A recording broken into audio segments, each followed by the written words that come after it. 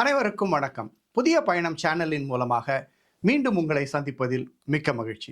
இந்த காணொளியில் நம்ம நரம்பு மண்டலங்களை குறித்து ஒரு அடிப்படை புரிதல்களை ஏற்படுத்திக்க போகிறோம். அதாவது ஒரு ஃபவுண்டேஷனல் நாலேஜ். குறிப்பாக சொல்லணும் அப்படின்னா, ஆபத்து ஏற்படும் பொழுது நம்முடைய நரம்பு மண்டலங்கள் நமக்கு எப்படி உதவுது, ஸ்ட்ரெஸ் எப்படி உருவாகுது என்பதை பற்றி தெரிஞ்சுக்க போகிறோம். நம்முடைய மூளையில் அமிக்டலா அப்படின்னு ஒரு பகுதி இருக்குது அப்படின்றத பார்த்தோம்.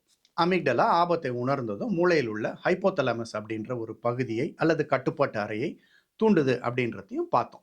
இப்போ இந்த ஹைப்போதலமஸ் என்ன பண்ணுது அப்படின்னு பார்த்தீங்கன்னா, உடல் முழுவதையும் நரம்பு மண்டலத்தின் மூலமாக கட்டுப்படுத்துது. நம்முடைய உடலில் ஆட்டோனாமிக் நர்வஸ் சிஸ்டம் அப்படின்ற ஒரு நரம்பு மண்டலம் இருக்குது. இதை நம்ம தமிழில் தன்னியக்க நரம்பு மண்டலம் அப்படின்னு அழைக்கலாம்.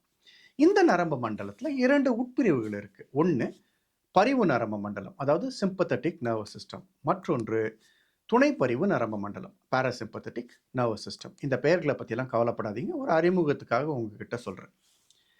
இந்த ஆட்டோனாமிக் நர்வஸ் சிஸ்டம் தன்னிச்சையாக செயல்படுது, நம்முடைய கட்டுப்பாட்டில் இல்லை. உதாரணத்துக்கு கையை மடக்கணும் அப்படின்னு நினச்சா நம்மளால் மடக்க முடியும். ஆனால் நம்முடைய உடலின் வெப்பத்தை, அதாவது பாடி டெம்பரேச்சரை நம்மளால் கட்டுப்படுத்த முடியாது. இந்த நரம்பு மண்டலத்தை பற்றி ஆழமாக புரிந்து கொள்ள இப்போ நம்ம ஒரு வரைபடத்தை காணப்போகிறோம். ஒரு ஆபத்தை உணர்ந்தவுடன் ஹைப்போதலமஸ் உடனடியாக தன்னியக்க நரம்பு மண்டலத்தை பணியில் இருக்குது. தன்னியக்க நரம்பு மண்டலம் உடனடியாக பரிவு நரம்பு மண்டலத்தை தூண்டுது.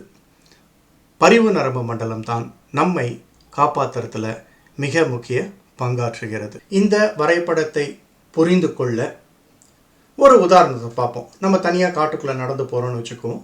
ஒரு பாதுகாப்பற்ற சூழ்நிலை, ஏதாவது நடந்துருச்சுன்னா என்ன ஆகும் அப்படின்ற ஒரு பயம் எட்டி பார்க்குது. உடலில் நம்ம மாற்றங்களை உணர ஆரம்பிக்கிறோம். நம்மை பாதுகாக்கும் வகையில் நம்முடைய பார்வை கூர்மையாகுது. கூர்மையான பார்வையை பெற கண்களின் கருவிழி விரிவடையுது. உடலில் பிராணவாயுவின் அளவை அதிகரிக்க, அதாவது ஆக்சிஜனுடைய அளவை அதிகரிக்க உதவும் வகையில் நுரையீரலில் உள்ள காற்றுப்பாதைகள் விரிவடைகின்றன. இப்போ நம்ம வேகமாக சுவாசிக்க ஆரம்பிக்கிறோம். வாய் வறண்டு போயிடுது. உடல் முழுவதும் இரத்த ஓட்டம் அதிகரிக்கிறதுனால இதய துடிப்பும் அதிகரிக்குது. வயிற்றுப்பகுதியில் இரத்த ஓட்டம் குறையறதுனால வயிறு, கல்லீரல், குடல், இனப்பெருக்க மண்டலம் போன்ற பகுதிகளின் பணிகள் தடைப்படுகின்றன. உடல் வெப்பத்தை சமநிலையில் வைக்கும் வகையில் உடல், கை, கால்கள் வியர்க்க ஆரம்பிக்குது. நம்முடைய தசைகளும் இறுக்கமடையுது. சிறுநீர் பை, அதாவது பிளாடர் சுருங்குது. அட்ரினலின் போன்ற ஹார்மோன்கள் சுரக்குது. இது எல்லாத்தையும் உணர்ந்து கொண்டே ஒரு வழியாக நம்ம பயணத்தை தொடர்கிறோம். நல்ல வேளை நமக்கு எதுவும் நடக்கலை. அந்த காட்டு பகுதியை கடந்து ஒரு சிறிய ஊருக்குள்ளே போகிறோம் அப்படின்னு வச்சுக்குவோம். அங்கே மனித நடமாட்டத்தை பார்க்குறோம். இப்போ நம்ம மனம் அமைதியாகுது, படபடப்பு குறையுது. நம்ம உடலில் உள்ள தசைகள் தளர்வடைகின்றன. ஆபத்து எதுவும் இல்லை என்று உணர்ந்தவுடன் பரிவு நரம்பு மண்டலம் தன்னுடைய பணியை நிறுத்தி கொள்கிறது. துணைப்பரிவு நரம்பு மண்டலம் அதன் பணியை ஆரம்பிக்கிறது. இதனுடைய முக்கியமான வேலை என்ன அப்படின்னு பார்த்தீங்கன்னா, நம்மை அமைதியாக்குவது. இந்நரம்பு மண்டலம் உடல் முழுவதும் இரத்த ஓட்டத்தை, சுவாசத்தை, டைஜஷனை இயல்பு நிலைக்கு கொண்டு வருகிறது. மேலும் ஹார்மோன்கள், அதாவது இந்த அட்ரினலின் அப்படின்லாம் பார்த்தோம் இல்லையா, இவைகள் சுரப்பதை நிறுத்துது. இப்போ நம்ம பார்த்த ஸ்லைட்ல இருந்து துணைப்பரிவு நரம்பு மண்டலமோ பரிவு நரம்பு மண்டலமோ அதனுடைய பணிகளை எப்படி செய்யுது அப்படின்றது உங்களுக்கு ஓரளவுக்கு புரிஞ்சிருக்கும்.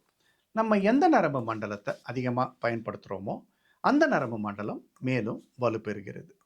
நம்ம எப்போவுமே பதற்றத்திலே இருந்தால் பரிவு நரம்பு மண்டலம் எப்போவுமே ஆக்டிவாக இருக்கும். இதை வேறு விதமாக சொல்லணும் அப்படின்னு பார்த்தீங்கன்னா, நம்மை எந்நேரமும் அழுத்தத்திலேயே, அதாவது ஸ்ட்ரெஸ்லேயே வச்சுருக்கோம். இதிலிருந்து நம்ம தெரிஞ்சிக்க வேண்டியது என்ன அப்படின்னு பார்த்தீங்கன்னா, முடிஞ்ச வரை நம்ம துணைப்பரிவு நரம்பு மண்டலம் நம்முடைய உடலில் ஆதிக்கம் செலுத்தும் வகையில் நம்ம பார்த்துக்கணும். இந்த மாதிரி செய்ய தவறினா நம்முடைய நரம்பு மண்டலம் படிப்படியாக சேதமடைய துவங்குது. மேலும் ஒரு விஷயத்தை நம்ம சரியா புரிஞ்சுக்கணும். நான் பரிவு மண்டலத்தை பயன்படுத்தவே கூடாது அப்படின்னு சொல்லலை. மாறாக பரிவு மண்டலமும் துணைப்பரிவு நரம்பு மண்டலமும் சமநிலையில் இருக்கும் வகையில் நம்ம பார்த்துக்கணும். ஒரு பேலன்ஸ்ட் அப்ரோச்சை நம்ம எடுக்கிறோம். ஒரு ஆரோக்கியமான நரம்பு மண்டலம் 2 பகுதிகளையும் சரியாக பயன்படுத்தும். பொதுவாக நம்ம வாழ்க்கையில் அழுத்தங்கள் ஏற்பட்டாலும் துணைப்பரிவு நரம்பு மண்டலம் சரியான நேரத்தில் நம்ம உதவிக்கு வந்து நம்மை அமைதியாக்குது. இவ்வாறு நடக்கும் பொழுது உடல் நலம் பாதுகாக்கப்படுது. உடல் தனக்கு தேவையான ஆற்றலை மீட்டெடுத்து சமநிலைக்கு வருது. இந்த 2 நரம்பு மண்டலமும் சமநிலையில் இல்லைன்னா எந்நேரமும் அழுத்தத்தை உணர்ந்து கொண்டே இருக்கிறோம். நம்முடைய உடல் இறுக்கமாகவே இருக்குது. இந்த மனநிலை கவலைகளை தொடர்ந்து உருவாக்கி கொண்டே இருக்கு. டயர்ட் ஆயிடுறோம், ஆற்றலே இல்லாத போயிடுது, குழப்பமாக உணர்றோம், சுருண்டு துவண்டு படுத்துக்கிடுறோம். ஸ்ட்ரெஸ் லீட்ஸ் டு ஃபெட்டிக் அப்படின்னு சொல்கிறோம் இல்லையா, அதுதான் இது. அது மட்டுமல்ல, நம்முடைய உடல் ஒரு உயர் எச்சரிக்கை நிலையில் சிக்கிக்குது. உதாரணத்துக்கு புயல் வரும் பொழுது எச்சரிக்கை கொடியை ஏற்றுவாங்க, உங்களுக்கே தெரியும். இந்த கொடியை ஏற்றின உடனே கரையோரத்தில் இருக்கிறவங்க மிகவும் கவனமாக இருக்கணும் அல்லது எச்சரிக்கையுடன் இருக்கணும்.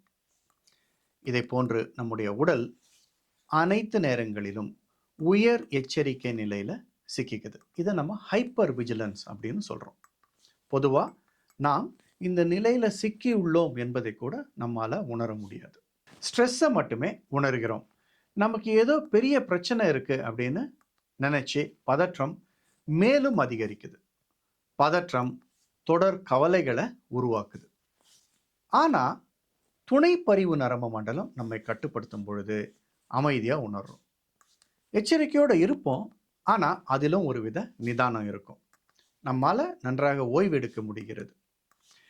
இந்த 2 வகை நரம்பு மண்டலங்களில் எந்த வகை நரம்பு மண்டலம் நம்முடைய உடலில் ஆதிக்கம் செலுத்தணும் அப்படின்றத நம்மால் கட்டுப்படுத்த முடியும்.